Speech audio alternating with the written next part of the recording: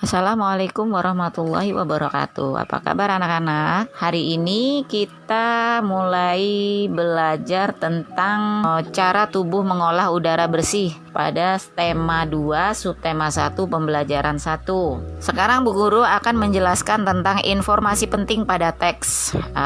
Kita lihat ya, kita baca di bukunya, silakan dibuka. Buku tema 1, buku tema 2, 5B, tentang percakapan Nina dan Adi. Adi bertanya kepada Nina, bagaimana cara ikan bernapas?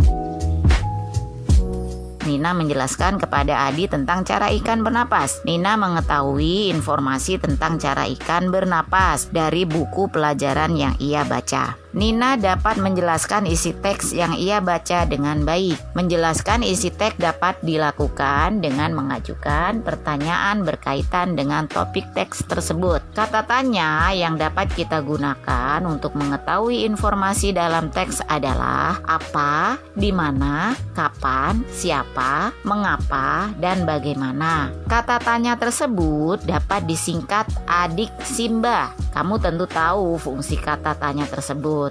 Mari kita bahas kembali fungsi kata tanya adik Simba berikut.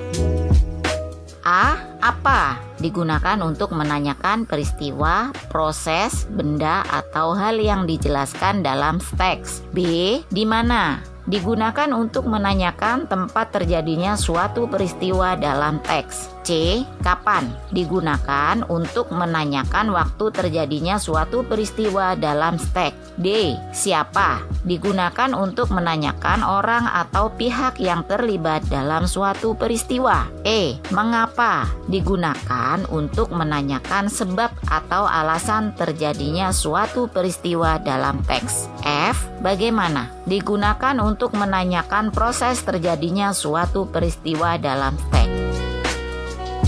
Nah, sekarang bacalah teks tentang hewan katak berikut ya. Katak sang hewan amfibi. Pada saat atau setelah hujan, kita sering mendengar suara-suara khas dari katak.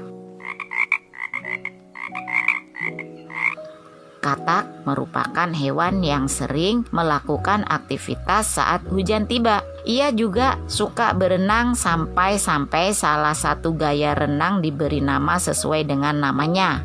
Selain berenang, katak juga mahir meloncat. Kaki belakangnya yang lebih panjang membuatnya dapat meloncat jauh. Katak tidak hanya dapat kita temukan saat hujan atau di sungai saja. Katak juga dapat kita temukan di sawah. Hal ini disebabkan katak menyukai tempat-tempat yang berair. Meskipun katak menyukai air, katak bukan termasuk jenis ikan yang hidup di air. Katak juga hidup di darat. Hal ini menunjukkan bahwa katak hidup di dua tempat, yaitu di darat dan di air. Jenis hewan yang hidup di dua tempat ini disebut dengan amfibi. Disebut dengan apa? Amfibi. Pada umumnya, hewan amfibi mempunyai kaki berselaput yang berfungsi untuk berenang di air, serta kulit tubuhnya lembab dan berlendir sehingga selalu terlihat basah. Sistem pernapasan katak dewasa terjadi melalui paru-paru dan kulit. Saat katak masih berupa berudu atau kecebong, ia bernapas menggunakan insang. Hal inilah yang menjadi cikal bakal para ilmuwan menggolongkan katak sebagai hewan amfibi. Nah, berdasarkan teks tersebut, diskusikan dengan teman di sebelahmu untuk menjawab pertanyaan-pertanyaan pada halaman berikutnya. Nah, berhubung kita belajarnya daring, berarti kalian diskusikan sama mama, papa, atau kakak ya. Tidak dengan temannya, tapi boleh dengan temannya dengan cara video call ya. Boleh, silahkan. Kalau tidak bisa ya sendiri juga nggak apa-apa. Di sini ada contohnya ya.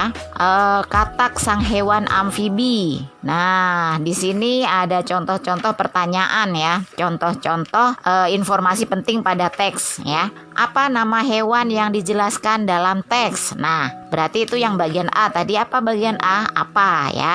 Jawabnya katak sang hewan amfibi. Terus yang B, di mana? Di mana tempat hidup hewan tersebut? Nah, di mana tempat hidup hewan tersebut? Nah, kalian bisa lihat di teks tadi ya. Terus Selanjutnya yang bagian C, kapan? Kata tanya kapan? Kapan hewan tersebut biasanya muncul? Nah, terus selanjutnya mengapa? Oh, siapa? Siapa yang menggolongkan hewan tersebut ke dalam kelompok amfibi? Ya, selanjutnya adalah mengapa? Mengapa hewan tersebut digolongkan ke dalam kelompok hewan amfibi? Yang terakhir, bagaimana? Bagaimana cara hewan tersebut bernafas? Nah, Baiklah, itu adalah cukup pertanyaan-pertanyaan yang ada dalam teks bacaan informasi Katak penting Sang pada Hewan teks Amfibi tadi yang dicontohkan dalam cerita Katak Sang Hewan Amfibi. Mudah-mudahan bermanfaat buat kalian dan dapat dipelajari dengan baik. Sampai ketemu lagi besok dengan pembelajaran menjelaskan organ-organ pernapasan hewan ya. Besok masih belajar tentang cara tubuh mengelola udara bersih. Oke, sampai di sini dulu. Assalamualaikum warahmatullahi wabarakatuh.